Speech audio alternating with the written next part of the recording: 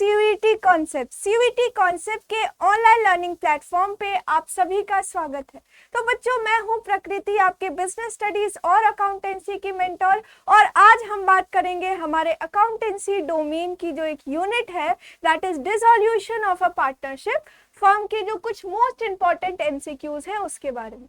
उससे पहले मैं आपको बता दूं कि अगर आप सीयूईटी यूजी, जिसमें आपके कोर्सेज कौन कौन से हैं, BA, BSc, BCom, BLLB, BVoc और बीटेक की प्रिपरेशन करना चाहते हो, तो हम लेके आ गए हैं आपके लिए एक बैच जिसका क्या नाम है, क्रैश कोर्स। अब इसकी क्लासेस आपकी ऑलरेडी स्टार्ट हो चुकी है 8 मार्च से। इसमें क्या क्या चीजें आपको मिल जाएंगी, इसमें आपको लाइव और रिकॉर्डेड क्लासेस मिल जाएंगे, इसके अलावा आपको क्लास नोट्स मिल जाएंगी पीडीएफ के फॉर्मेट में, और आपको प्रॉपर टेस्ट सीरीज दी जाएंगी।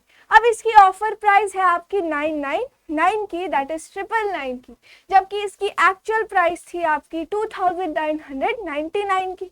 ठीक है। और इसके अलावा अगर आप एनसीईटी की प्रिपरेशन करना चाहते हो, जैसे BA plus BEd, BSc plus BEd और बीकॉम प्लस बीएड, अब इसमें भी आपको लाइव क्लासेस मिल जाएंगी, रिकॉर्डेड लेक्चर्स मिल जाएंगे, है ना, क्लास नोट्स मिल जाएंगे, डाउट सेशन होगी आपकी, और इसके अलावा आपको प्रॉपर गाइडेंस दी जाएगी। और इसकी ऑफर प्राइस जो है आपकी वो है 1799 की।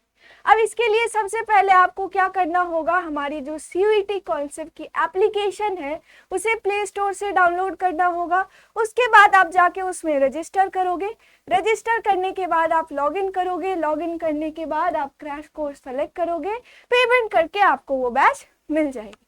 ठीक है, तो चलिए हम स्टार्ट करते हैं हमारी आज की क्लास को। हमारा टॉपिक क्या है, dissolution of a partnership firm. क्या टॉपिक है हमारा, डिसॉल्यूशन, एक मिनट,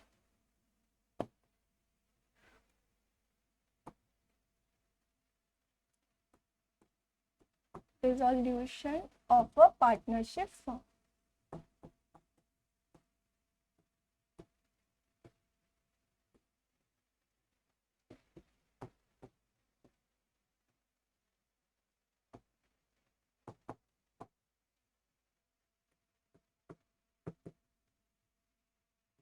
ठीक है, तो सबसे पहला क्वेश्चन है आपका कि a partnership usually contain a partnership deed usually contain the particulars relating to।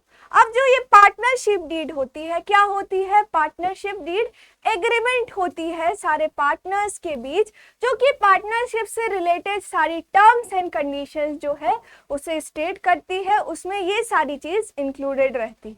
अब इसका फायदा क्या है, ये कंपलसरी नहीं है एक पार्टनरशिप फर्म के लिए, लेकिन प्रेफर्ड है बनाना। क्यों, अगर मान लो हमारे पार्टनरशिप फर्म में आगे जाके अगर पार्टनर्स के बीच कोई डिस्प्यूट अराइज हो जाती है या फिर कोई कंफ्लिक्ट अराइज हो जाती है, तो हम इसके हेल्प से क्या कर सकते हैं, उस डिस्प्यूट को, उस कंफ्लिक्ट को रिजॉल्व कर सकते हैं। तो इस पार्टनरशिप डीड में क्या क्या चीजें आती है, कौन कौन से कंटेंट होते हैं। तो पहला आपको दिया गया है name of firm and partners, उस पार्टनरशिप फर्म का क्या नाम है, उनके पार्टनर्स क्या नाम है। दूसरा है nature of business and duration of firm, कि कौन से बिजनेस में वो फर्म डील कर रही है ना, और उसकी टाइम पीरियड क्या है, कितने टाइम के लिए वो फर्म को बनाया गया है। थर्ड है आपका कैपिटल कंट्रीब्यूशन, कैपिटल कितना पार्टनर्स लाए हैं अपने साथ, कितना उन्होंने कैपिटल कंट्रीब्यूट किया है। प्रॉफिट शेयरिंग रेशियो क्या है उनकी, मतलब जो प्रॉफिट या लॉसेस उनको होंगे उनके बिजनेस से, पार्टनरशिप फर्म से, तो वो कौन सी रेशियो में उन प्रॉफिट या लॉसेस को आपस में शेयर करेंगे। एंड अदर एग्रीड आइटम्स, और भी आइटम्स आते हैं जैसे इंटरेस्ट ऑन कैपिटल हो गई, इंटरेस्ट ऑन ड्रॉइंग्स हो गए, इसके अलावा इंटरेस्ट ऑन लोन्स हो गए, बहुत सारी चीजें इसमें आती हैं। ठीक है, तो ये सारी चीजें जो आपको दी गई हैं ऑप्शन ए, बी और सी में, ये सारी ही आपकी कंटेंट होती है पार्टनरशिप डीड की। तो आपकी करेक्ट ऑप्शन क्या हो जाएगी, option D, option D. Next देखो, assets taken over by partner will be shown in. अब जो एसेट्स, डिसॉल्यूशन जब होती है एक पार्टनरशिप फर्म की, तो हम जानते हैं कि डिसॉल्यूशन ऑफ पार्टनरशिप और डिसॉल्यूशन ऑफ पार्टनरशिप फर्म में डिफरेंस होती है। क्या डिफरेंस होती है? जब हम डिसोल्यूशन ऑफ पार्टनरशिप की बात करते हैं तो उसमें हमारा बिजनेस बंद नहीं होता है, ठीक है। इसमें हमने पढ़ा था ना रिकॉन्स्टिट्यूशन के बारे में, मतलब जो हमारी एग्जिस्टिंग एग्रीमेंट है वो खत्म हो जाती है और एक नई एग्रीमेंट, एक नए टर्म्स एंड कंडीशंस के बेसिस पे अब क्या होगी, हमारी पार्टनरशिप बिजनेस फ्यूचर में चलेगी। तो जब डिसोल्यूशन ऑफ पार्टनरशिप होती है दैट मीन्स हम रिकॉन्स्टिट्यूशन की बात कर रहे हैं, हमारी जो बिजनेस है ये कंटिन्यूड रहती है। लेकिन जब हम डिसोल्यूशन ऑफ पार्टनरशिप फॉर्म की बात करते हैं तो इसमें क्या होता है कि हमारी जो बिजनेस है ये पूरी तरीके से बंद हो जाती है, हमारी जो फॉर्म है वो क्या होती है, बंद हो जाती है। इसमें जो रिलेशनशिप होती है, इकोनॉमिक रिलेशनशिप जो होती है पार्टनर्स के बीच वो खत्म हो जाती है। लेकिन जो डिसोल्यूशन ऑफ पार्टनरशिप की जब हम बात करते हैं तो इसमें जो पार्टनर्स के बीच इकोनॉमिक रिलेशनशिप है वो उसमें बस चेंजेस आते हैं, बिजनेस हमारी कंटिन्यूड रहती है। तो जब डिसोल्यूशन होती है एक पार्टनरशिप फॉर्म की तो क्या होता है, एसेट की रियलाइजेशन होती है ना, एसेट को हम बेचते हैं, लाइबिलिटीज को हम पे ऑफ करते हैं, ठीक है। तो इन सारी चीजों से जो हमें पैसा आता है इससे हम क्या करते हैं, बाद में जो कुछ बैलेंस अमाउंट बच जाता है तो वो हम अपने पार्टनर्स को देते हैं, ठीक है। तो बोला जा रहा है कि इस टाइम जब एसेट का रियलाइजेशन हो रहा है तो अगर एसेट पार्टनर ने ले लिया है ना, अगर पार्टनर ने उस एसेट को खरीद लिया तो उसे कहाँ दिखाया जाएगा? तो हम जानते हैं कि सबसे पहले क्या होता है, डिसोल्यूशन ऑफ अ पार्टनरशिप के अंदर हम रियलाइजेशन अकाउंट बनाते हैं सारे एसेट्स और लाइबिलिटीज को ट्रांसफर करने के लिए। इसके अलावा जो पेमेंट हो रही है या आप लाइबिलिटीज की पेमेंट कर रहे हो या फिर एसेट को बेच के जो आपका पैसा आ रहा है उसकी भी एंट्री हम रियलाइजेशन अकाउंट के थ्रू करते हैं, उसे भी हम अपने रियलाइजेशन अकाउंट में दिखाते हैं। तो जब उस एसेट को कोई पार्टनर ले लेता है तो उसकी एंट्री क्या होती है, उसकी एंट्री होगी partners capital account debit, partners capital account debit to realisation account,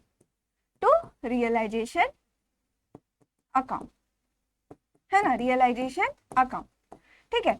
अब रियलाइजेशन अकाउंट को हमने क्यों क्रेडिट किया, क्योंकि जब हम क्या करेंगे, जब हम एसेट को ट्रांसफर करेंगे रियलाइजेशन अकाउंट में तो एसेट की क्या होती है, डेबिट बैलेंस होती है ना। जब हम उसे रियलाइजेशन अकाउंट में ट्रांसफर करेंगे तो उसके लिए हमें उसे क्रेडिट करना होगा, दैट मीन्स एंट्री क्या होगी, realisation account debit to assets account. और जब उस एसेट्स को हम बेच के या तो हमारे पास कुछ पैसे आएंगे या फिर कोई पार्टनर उसे खरीदेगा तो ये पार्टनर हमारा डेटर बन जाएगा यहाँ, मतलब इससे हमें पैसा लेना है ना। तो यहाँ कौन से अकाउंट को हम डेबिट कर रहे हैं, पार्टनर्स कैपिटल अकाउंट को, वही रियलाइजेशन अकाउंट हमारी क्रेडिट हो जाएगी। तो क्या होगा, debit side of cash account, कहाँ जाएगी ये, debit side of realisation account, credit side of cash account या फिर credit side of realisation account. तो इस एंट्री में देख रहे हो कि ये कहाँ जाएगी, credit side of realisation account में, कहाँ जाएगी, रियलाइजेशन अकाउंट के क्रेडिट साइड,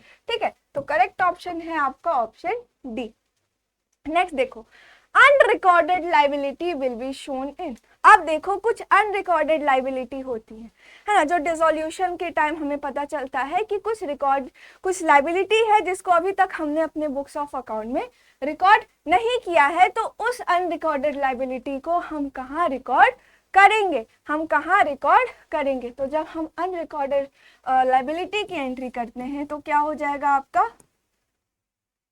आपका एंट्री क्या हो जाएगा, अनरिकॉर्डेड लाइबिलिटी, एक मिनट, अनरिकॉर्ड, ये क्या हो, unrecorded liability account debit to realisation account. ऐसा कैसे होगा ये रियलाइजेशन अकाउंट है, कोई रियल अकाउंट नहीं। अब देखो जो लाइबिलिटी होती है उसकी हम जानते हैं क्रेडिट बैलेंस होती है, जबकि हमारी एसेट की डेबिट बैलेंस होती है। जब हम उस लाइबिलिटीज को रियलाइजेशन अकाउंट में ट्रांसफर करेंगे तो हमें उसे क्रेडिट से डेबिट करना होगा। तो यहाँ हमने अनरिकॉर्डेड लाइबिलिटी को डेबिट किया है और हम क्या कर रहे हैं, उसे रियलाइजेशन अकाउंट में ट्रांसफर कर रहे हैं। तो हमारे क्रेडिट साइड क्या आएगा, टू रियलाइजेशन अकाउंट।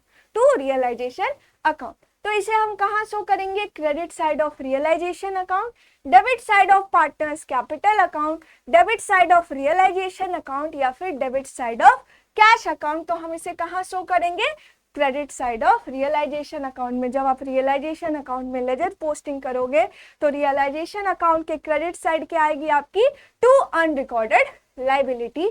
तो आपका करेक्ट ऑप्शन है ऑप्शन ए, ऑप्शन ए।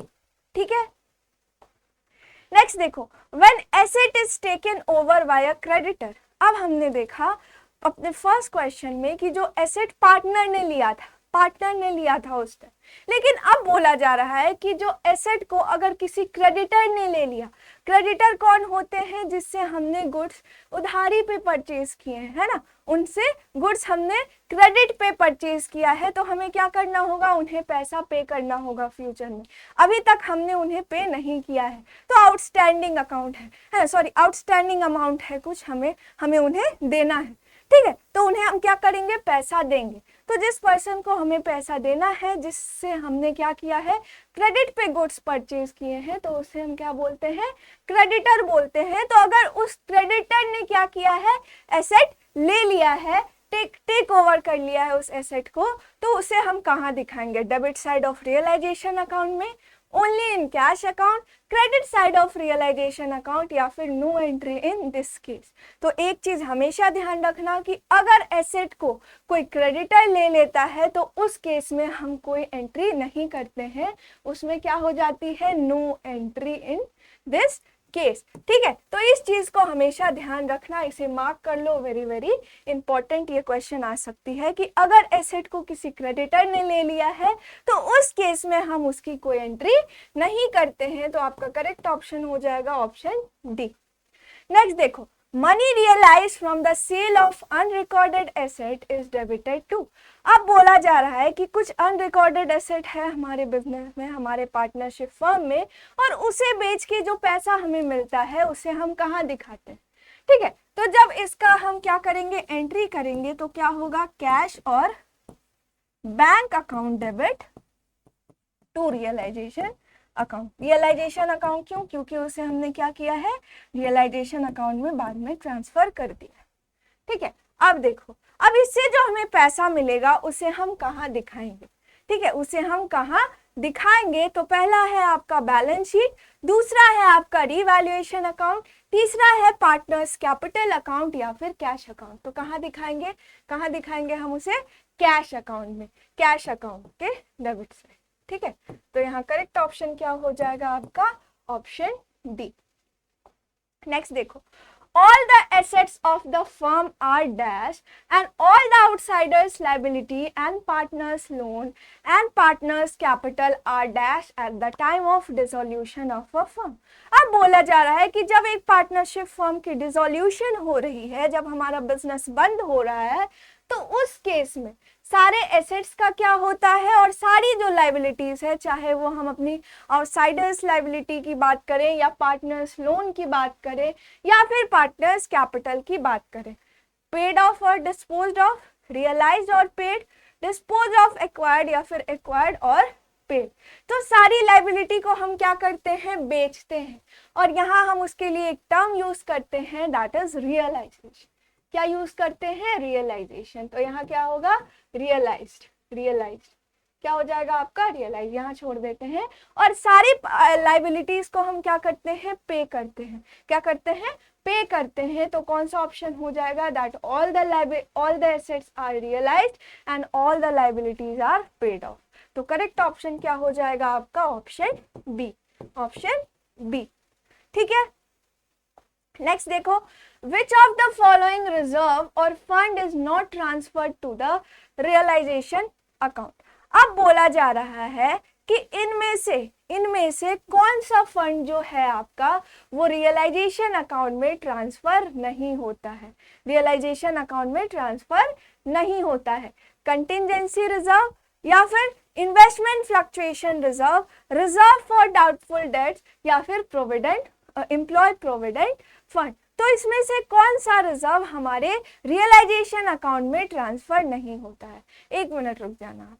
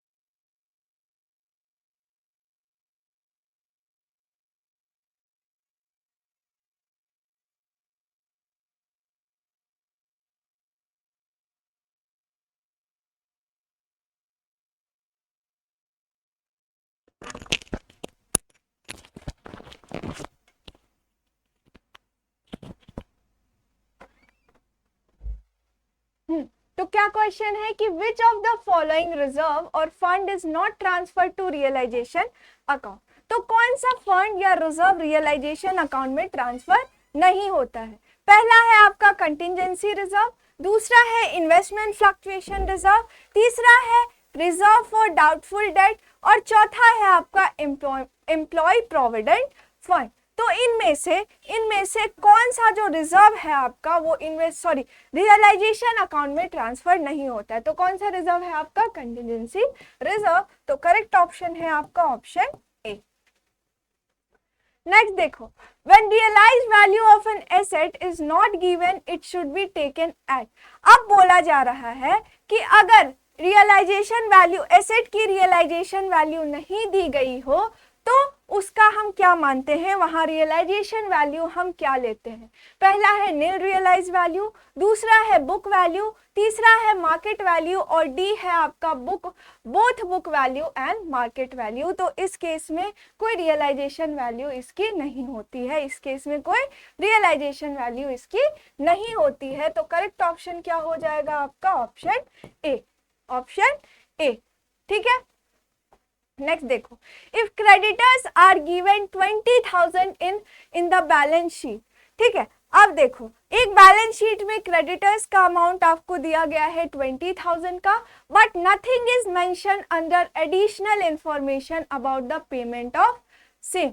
अब देखो एक बैलेंस शीट में आपको क्रेडिटर की वैल्यू दी गई है 20,000 की, लेकिन एडिशनल इंफॉर्मेशन कुछ नहीं दिया गया है कि कितने अमाउंट की पेमेंट इसकी हुई है या इसके पेमेंट के बारे में। तो how much amount will be paid off to the creditors. तो इस केस में जो क्रेडिटर्स को हम कितना अमाउंट पे करेंगे, तो पहला है no payment to the creditors, दूसरा है पेमेंट आफ्टर 10% डिस्काउंट, तीसरा है फुल पेमेंट 20,000 या डी है हाफ पेमेंट। तो अगर क्वेश्चन साइलेंट होता है about the payment to the creditors तो उस केस में हम मानते हैं कि हम क्रेडिटर्स की फुल पेमेंट कर दिए हैं। ठीक है, तो यहाँ क्या होगा करेक्ट आंसर आपका full amount of 20,000। Correct option है आपका ऑप्शन सी। नेक्स्ट देखो, if creditors given in the balance sheet is 30,000, अगर क्रेडिटर का बैलेंस आपको बैलेंस शीट में दिया गया है 30,000 का, stock costing 10,000 taken over by the creditors at the market price of 8,000 at the time of dissolution of a partnership firm। अब जब पार्टनरशिप फर्म की डिसोल्यूशन हो रही है तो उस टाइम जो 10,000 की स्टॉक पड़ी हुई थी जिसे क्रेडिटर्स ने ले लिया है and balance amount paid in cash after deducting a discount of 10%, और बाकी के जो बैलेंस अमाउंट है, रिमेनिंग अमाउंट है, उन्हें उस क्रेडिटर को कैश में पे किया गया after deducting discount of 10% discount के साथ। How much amount is paid in cash. तो पूछा जा रहा है कि कैश में हमने क्रेडिटर को कितना अमाउंट पे किया है, कितना अमाउंट पे किया है। ठीक है, तो क्या होगा आपका, पहला है आपका देखो 30,000 का आपका क्रेडिटर था। ठीक है, 30,000 का आपका क्रेडिटर था, 10,000 का उसने क्या किया है, स्टॉक ले लिया है ना 10,000 का। तो बैलेंस अमाउंट आपके कितने हैं, बैलेंस अमाउंट है आपका 20,000 का। अब इस 20,000 की जो अमाउंट आपकी बची हुई है, इसे क्या करोगे आप, इसे आप कैश में पे कर रहे हो, लेकिन आपको 10% का डिस्काउंट भी मिल रहा है। दैट मीन्स 20,000 का 10% आपका हो गया, कितना हो गया 2,000। ठीक है, 2,000 का आपको डिस्काउंट भी मिल रहा है। तो बैलेंस अमाउंट आपका 20,000 था, उसमें से 2,000 आपको डिस्काउंट मिल रहा है। दैट मीन्स आप पेमेंट कितना कर रहे हो कैश में, 18,000 का। कितना पेमेंट कर रहे हो आप कैश में, कितना पेमेंट कर रहे हो, 18,000। ठीक है, तो करेक्ट ऑप्शन क्या हो जाएगा आपका ऑप्शन बी। मतलब आपने क्या किया, 30,000 का आपका क्रेडिटर था, उसने 10,000 का स्टॉक ले लिया यहाँ, तो बैलेंस अमाउंट आपका 20,000 है जिसे आपको कैश में पे करना है, लेकिन आपको 10% का डिस्काउंट भी मिला है इस पे। दैट मीन्स 20,000 का 10% आपका 2,000 हो जाएगा, और 20,000 में से 2,000 आप माइनस करोगे तो बैलेंस जो रिमेनिंग अमाउंट है वो 18,000 का है जिसे आप कैश में पे करोगे। तो आपका करेक्ट ऑप्शन है ऑप्शन बी। अब देखो नेक्स्ट बोला जा रहा है, How would you treat investment fluctuation reserve given in the balance sheet at the time of dissolution? अब बोला जा रहा है कि कुछ बैलेंस शीट में आपको इन्वेस्टमेंट फ्लक्चुएशन रिजर्व का अमाउंट दिया गया है, तो उसे आप कैसे ट्रीट करोगे? तो पहला है debit side of realisation account, B है आपका cash side account, sorry cash account के क्रेडिट साइड में debit side of partners capital account, या फिर credit side of realisation account. तो हम जानते हैं कि रिजर्व जो है, हमारी जो भी रिजर्व्स होती हैं उसकी क्रेडिट बैलेंस होती है। क्या होती है? क्रेडिट बैलेंस होती है ना। अब जब क्रेडिट बैलेंस होती है उस रिजर्व की, जब आप उसे रियलाइजेशन अकाउंट में ट्रांसफर करोगे तो उसके लिए आपको उसे क्या करना पड़ेगा? डेबिट करना पड़ेगा। क्या करना पड़ेगा? डेबिट करना पड़ेगा। तो एंट्री आपकी क्या बनेगी? Reserve account debit to realisation account. और जब आप इसे रियलाइजेशन अकाउंट में शो करोगे तो कहाँ आएगा? जब आप इसकी लेजर पोस्टिंग करोगे रियलाइजेशन अकाउंट में तो क्या आएगा आपका? By reserve account, that means credit side of realisation account. तो करेक्ट ऑप्शन है आपका ऑप्शन डी। नेक्स्ट देखो, at the time of dissolution how would you treat loss shown by profit and loss account in the balance sheet. अब बोला जा रहा है कि डिसोल्यूशन के टाइम अगर आपको आपके बैलेंस शीट में प्रॉफिट एंड लॉस अकाउंट की डेबिट बैलेंस दी गई हो, लॉस दिया गया हो, तो आप इसकी ट्रीटमेंट कैसे करोगे? पहला है ये debit side of partners capital account में जाएगी, या फिर credit side of partners capital account में जाएगी, या फिर कैश अकाउंट में जाएगी, या रियलाइजेशन अकाउंट में जाएगी। तो हम जानते हैं, हमने एडमिशन में भी पढ़ा था, रिटायरमेंट में भी पढ़ा था, है ना, change in profit sharing ratio में भी पढ़ा था कि अगर प्रॉफिट एंड लॉस अकाउंट की डेबिट बैलेंस रहती है तो उसे हम पार्टनर्स कैपिटल अकाउंट में ट्रांसफर कर देते हैं, पार्टनर्स कैपिटल अकाउंट में ट्रांसफर कर देते हैं। तो इसकी एंट्री क्या बनती है? Partners capital account debit to profit and loss account. That means जब हम इसकी लेजर पोस्टिंग करेंगे तो कहाँ जाएगा? ये पार्टनर्स कैपिटल अकाउंट के डेबिट साइड जाएगा। तो हमारा करेक्ट ऑप्शन है ऑप्शन ए। नेक्स्ट देखो, unrecorded assets when realised in cash will be. अब कुछ जो अनरिकॉर्डेड एसेट्स है, अगर वो उसे बेच के हमें पैसा मिल रहा है, मतलब उसकी रियलाइजेशन कैश में हो रही है, तो वो कहाँ जाएगा? Credited to partners capital account, debited to realisation account, debited to partners capital account, या फिर क्रेडिटेड टू रियलाइजेशन अकाउंट। तो जब हम उस एसेट को बेच के हमें कुछ पैसा मिलेगा तो इसकी एंट्री क्या होगी? Cash account debit to realisation account. पैसा, ठीक है, पैसा हमारे पास आ रहा है और एसेट्स हमारे बिजनेस से जा रहा है। एसेट्स, हमने एसेट्स को ऑलरेडी क्या किया है? रियलाइजेशन अकाउंट में ट्रांसफर कर रखा है। अब एसेट को खत्म करने के लिए वो हमारे बिजनेस से बाहर जाएगा तो उसे हम क्रेडिट करेंगे और पैसा हमारे बिजनेस में आएगा, हमारे पास आएगा। That means cash account debit to realisation account. जब हम इसकी लेजर पोस्टिंग करेंगे तो क्या होगा? To realisation account, that means credited to realisation account. तो करेक्ट ऑप्शन क्या है आपका? Option D.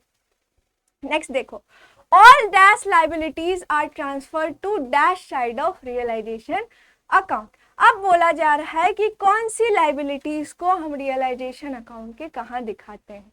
तो रियलाइजेशन अकाउंट में हमेशा याद रखना कि आपकी कौन सी लाइबिलिटीज जाती है, कौन सी लाइबिलिटी जाती है आपकी? एक्सटर्नल लाइबिलिटीज जाती है। कौन सी लाइबिलिटीज जाती है? एक्सटर्नल लाइबिलिटी जाती है। एक मिनट,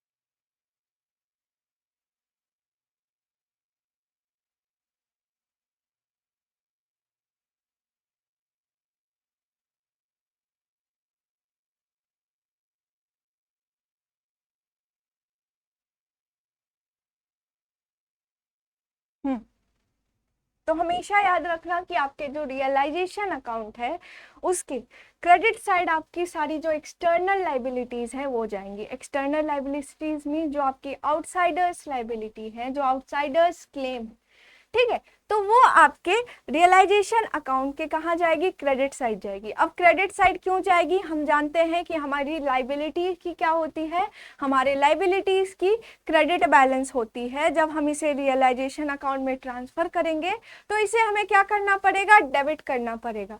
तो क्या होगी, liabilities account debit to realisation account, और इस लाइबिलिटीज को हम रियलाइजेशन अकाउंट के क्रेडिट साइड दिखाएंगे, क्योंकि जब हम रियलाइजेशन अकाउंट में इसकी पोस्टिंग करेंगे, ठीक है, हमारी एंट्री क्या है, liability account debit to realisation account, है ना। और जब हम इसकी पोस्टिंग करेंगे रियलाइजेशन अकाउंट में, कहाँ करेंगे, रियलाइजेशन अकाउंट में, तो क्या होगा हमारा, बाय लाइबिलिटीज अकाउंट, ठीक है, चाहे वो कोई भी लाइबिलिटी हो।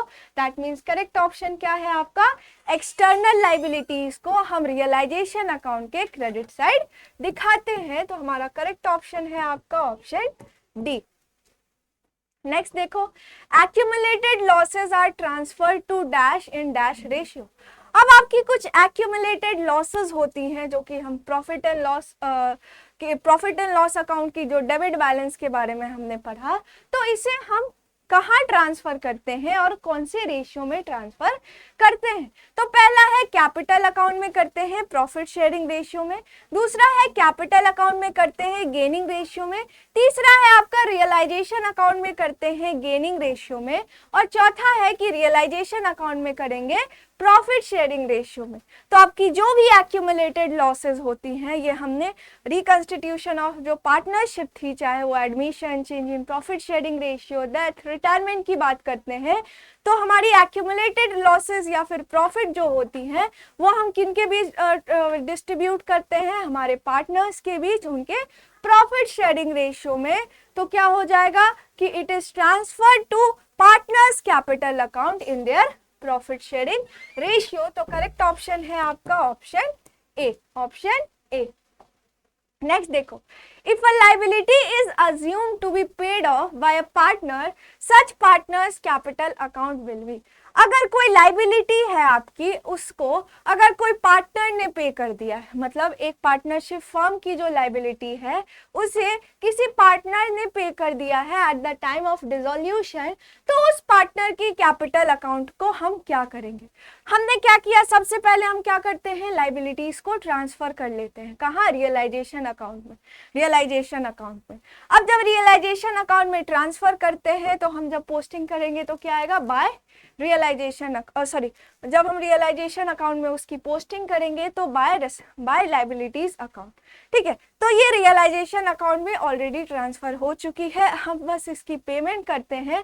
तो क्या करते हैं, अगर कैश में करेंगे तो क्या एंट्री होगी, realisation account debit to cash और बैंक अकाउंट, है ना, अगर हम इसे कैश में पे करते हैं। लेकिन जब किसी पार्टनर ने पे किया है, अगर किसी पार्टनर ने पे किया है हमारी लाइबिलिटी को, तो इसकी एंट्री क्या होगी, रियलाइजेशन अकाउंट डेबिट, क्योंकि वो लाइबिलिटी हमारी खत्म हो रही है, to partners capital account, partners capital account. जिस पार्टनर ने हमारी लाइबिलिटी को पे करा है वो हमारा क्या हो जाएगा, क्रेडिटर बन जाएगा, मतलब एक नई लाइबिलिटी यहाँ अराइज हो जाएगी। अब उस पार्टनर को हमें पैसा पे करना पड़ेगा क्योंकि उसने हमारे लाइबिलिटी को पे किया है। तो कहाँ जाएगा ये, no effect on capital account, it is debited to capital account और it is credited to capital account, या फिर डी है आपका बोथ क्रेडिटेड एंड डेबिटेड। तो क्या हो जाएगा, it is credited to partners capital account, it is credited to partners capital account, ठीक है। नेक्स्ट देखो, debtors given in the balance sheet 17,000, आपके बैलेंस शीट में डेटर की अमाउंट दी गई है, कितने की है, 17,000 की है। In additional information bad debts of 2,000 given. अब देखो, डेटर की अमाउंट आपको 17,000 की दी गई है, आपके कुछ पैसे डूब गए, मतलब डेटर ने पे नहीं किया, आपकी बैड डेट हो गई, कितने की हुई, 2,000 की। And it is also given that debtors has paid their money in full and final settlement after 10% discount, ठीक है। और बाकी के जो पैसे थे उसे डेटर ने फाइनल सेटलमेंट पे कितना पे किया है, 10% डिस्काउंट के बाद उसने बाकी का पैसा पे कर दिया है। तो how much amount is receive from debtor, मतलब डेटर का अमाउंट आपका 17,000 का था, है ना, 2,000 तो आपका ऑलरेडी बैड डेट हो गया, मीन्स आपकी 15,000 रिमेनिंग अमाउंट है डेटर। इसे उसने फुल सेटलमेंट में पे किया है 10% डिस्काउंट मांगने के बाद। दैट मीन्स 10% जो होगा आपका 15,000 का, वो कितना होगा 1500।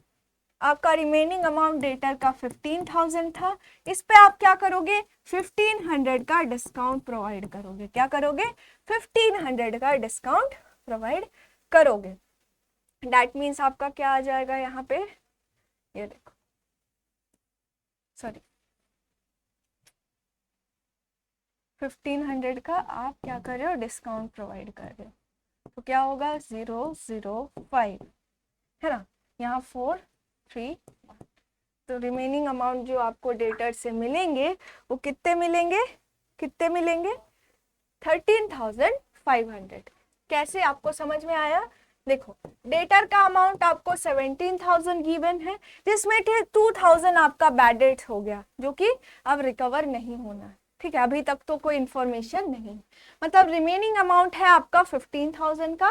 इसमें अब डेटर ने बोला कि आप मुझे 10% का डिस्काउंट दे दो और मैं क्या करूंगा बाकी के पैसे आपको पे कर दूंगा। तो आपने क्या किया 15,000 पे 10% का डिस्काउंट दिया, दैट मीन्स 1500 का आप क्या करोगे डिस्काउंट दोगे।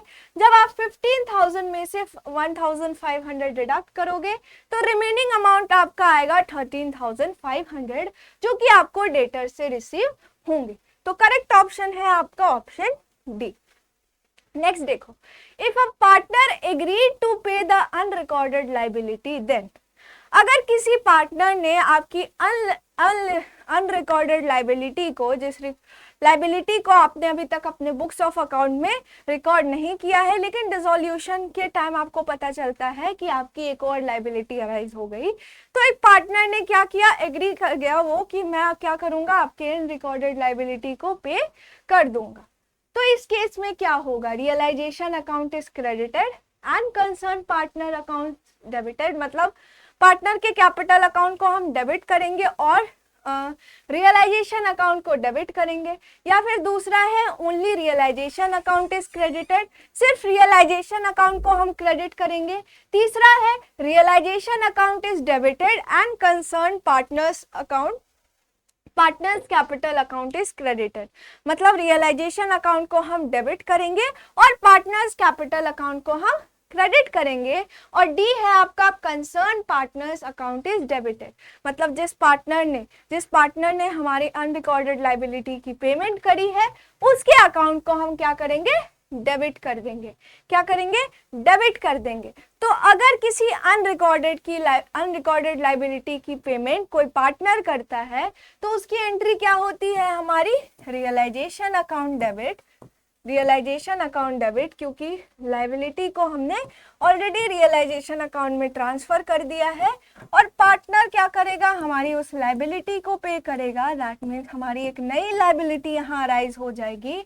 वो पार्टनर जो पार्टनर पे कर रहा है हमारी लायबिलिटी को वो हमारा क्रेडिटर बन जाएगा। तो हम उसके हम उसके कैपिटल अकाउंट को क्रेडिट करेंगे जबकि हमारा रियलाइजेशन अकाउंट डेबिट हो जाएगा। तो करेक्ट ऑप्शन क्या है आपका realisation account is debited and concern partners capital account is credited. ऐसा क्यों होगा क्योंकि वो हमारा क्रेडिटर बन जाएगा। अब हमें क्या करना है उसे पैसा देना है।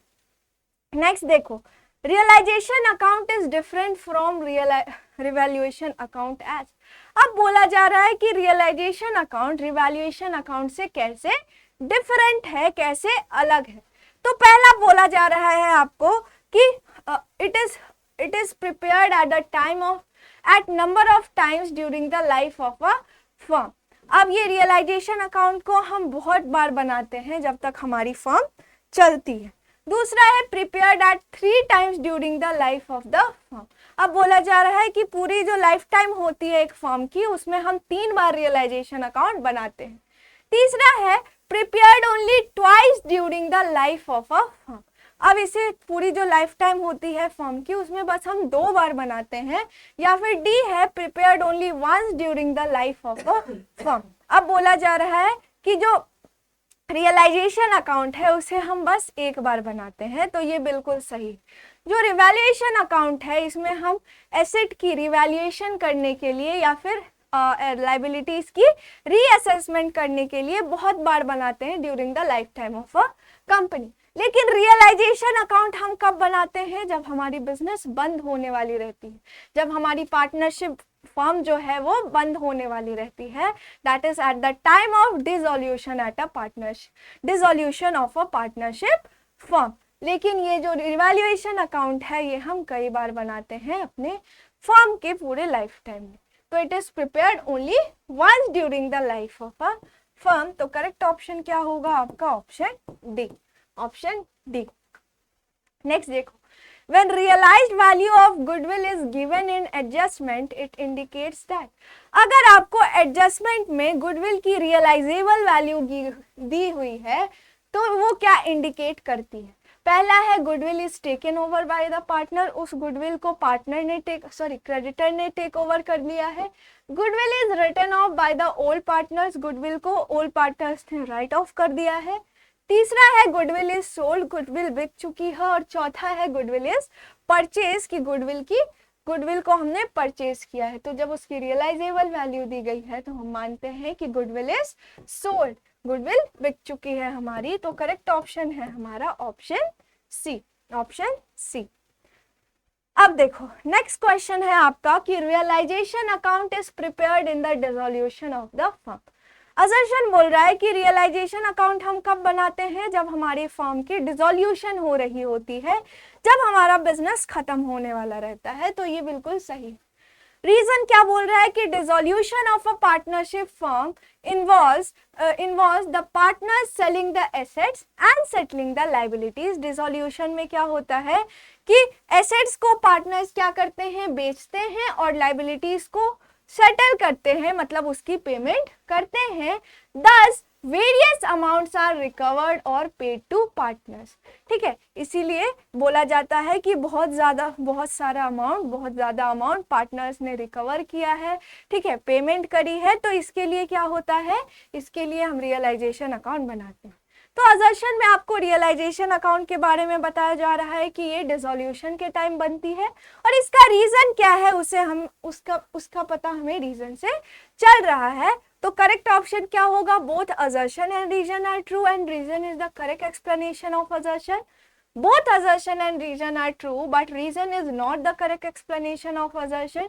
तीसरा है कि assertion तो true है आपका, but reason is false. और चौथा है assertion is false, but reason is true. तो हमने देखा कि assertion किसके बारे में बता रहा है? रियलाइजेशन अकाउंट के बारे में। और रियलाइजेशन अकाउंट हम क्यों बनाते हैं इसका पता हमें रीजन से चल रहा है। तो हमारा करेक्ट ऑप्शन होगा both assertion and reason are true and reason is the correct explanation of assertion। तो करेक्ट ऑप्शन क्या है आपका? Option A. नेक्स्ट देखो, नेक्स्ट है partners loans account are prepared before the partners capital account. अब बोला जा रहा है कि डिसोल्यूशन के टाइम पार्टनर्स लोन अकाउंट को हम पार्टनर्स कैपिटल अकाउंट के पहले बनाते हैं, तो ये बिल्कुल सही है।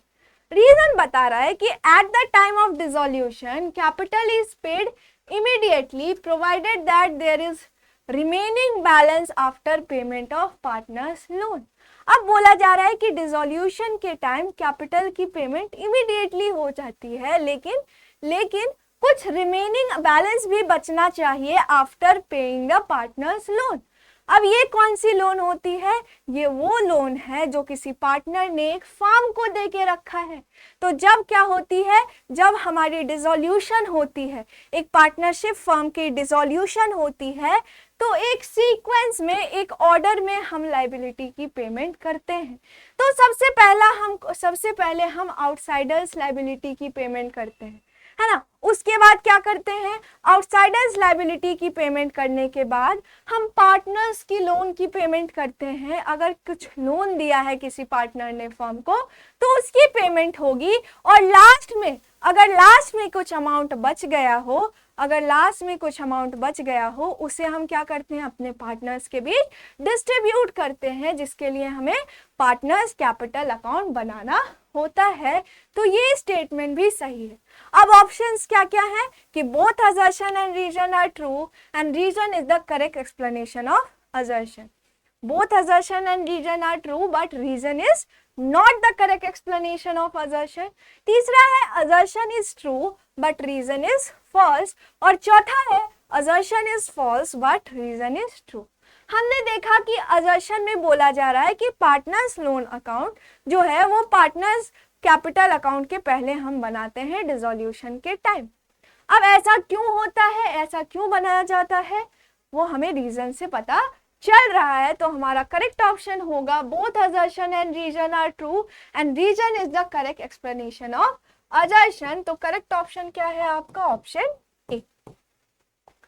नेक्स्ट देखो, नेक्स्ट है आपका कि dissolution of a partnership is different from the dissolution of a partnership firm. अब बोला जा रहा है कि डिसोल्यूशन ऑफ पार्टनरशिप जो है वो डिसोल्यूशन ऑफ पार्टनरशिप फर्म से अलग होती है। ये बिल्कुल सही बात है, मैंने क्लास की स्टार्टिंग में ही आपको बताया। रीजन बोल रहा है कि dissolution of partnership does not dissolve the firm. अब बोला जा रहा है कि जब पार्टनरशिप की डिसोल्यूशन होती है तो वो फर्म को डिसॉल्व नहीं करता है, मतलब हमारी जो बिजनेस है वो कंटिन्यूड रहती है, हमारा फर्म बंद नहीं होता है, हमारी बिजनेस खत्म नहीं होती है। But the firm is dissolve in the partnership firm. लेकिन जब पार्टनरशिप फर्म की डिसोल्यूशन होती है तब हमारा पूरा बिजनेस बंद हो जाता है, पार्टनरशिप फर्म बंद हो जाती है। तो ये बिल्कुल ही सही है। दैट मीन्स हमें असर्शन से बताया जा रहा है, असर्शन में कि dissolution of partnership dissolution of partnership firm से अलग है। और कैसे अलग है उसका पता हमें रीजन से चल रहा है। तो क्या होगा, both assertion and reason are true and reason is the correct explanation of assertion. ठीक है, मतलब असर्शन और रीजन दोनों ही करेक्ट है और जो हमारा रीजन है वो हमारे असर्शन को करेक्टली एक्सप्लेन कर रहा है। ठीक है, नेक्स्ट देखो, Rajiv and Vinod who shared the profit and losses in the ratio 2:3 are dissolving the firm। अब राजीव और विनोद दो पार्टनर्स थे, उनकी प्रॉफिट शेयरिंग रेशियो थी 2:3। अब उन्होंने डिसाइड किया कि हम अपने फर्म को डिसॉल्व कर देंगे, मतलब हम अपने बिजनेस को बंद कर देंगे। There is a general reserve in the balance sheet of 60,000।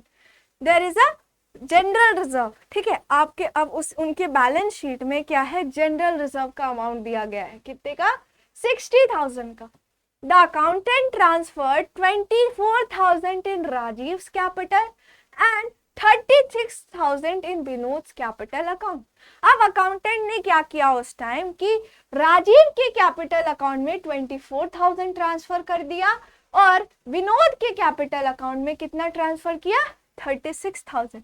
अब ऐसा क्यों हुआ, हम जानते हैं कि जब भी अगर रिकंस्टिट्यूशन हो रही है या फिर डिसोल्यूशन हो रही है एक पार्टनरशिप फर्म की, तो अभी हमने डिस्कस किया था कंटिंजेंसी रिजर्व के बारे में। ठीक है, तो बाकी के कुछ स्पेसिफिक रिजर्व जो होते हैं वो तो हमारे कहाँ जाते हैं, रियलाइजेशन अकाउंट में जाएंगे।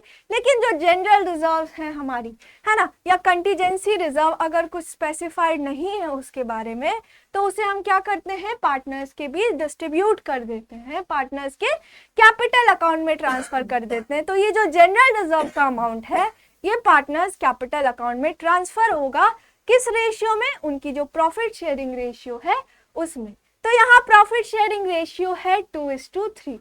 दैट मीन्स जो राजीव का शेयर है वो कितना होगा, 2/5 इंटू जनरल रिजर्व का अमाउंट है आपका 60,000 का, 60,000 का, दैट मीन्स आपका हो गया 24,000, है ना, 24,000।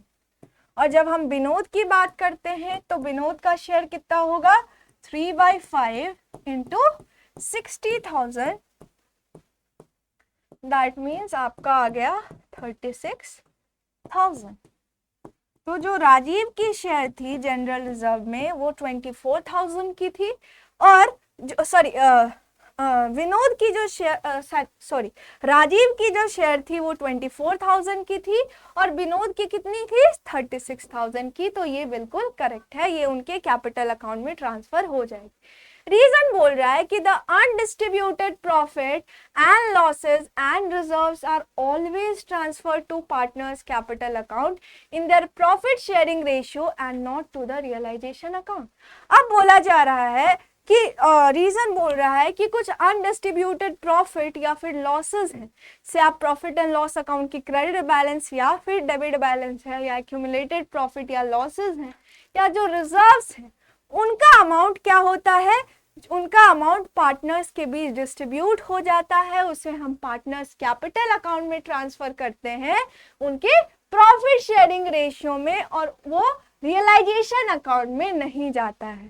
ठीक है, तो ये रीजन बता रहा है। असर्शन में हमने देखा कि जनरल रिजर्व की बैलेंस थी, ठीक है, वो पार्टनर्स के बीच उनके प्रॉफिट शेयरिंग रेशियो में डिस्ट्रीब्यूट हो गई। अब ऐसा क्यों हुआ इसका पता हमें रीजन से चल रहा है। That means assertion and reason both are true and reason is the correct explanation of assertion. assertion और reason दोनों ही true हैं और जो हमारा reason है वो हमारे assertion को correctly explain कर रहा है। तो हमारा correct option है option A।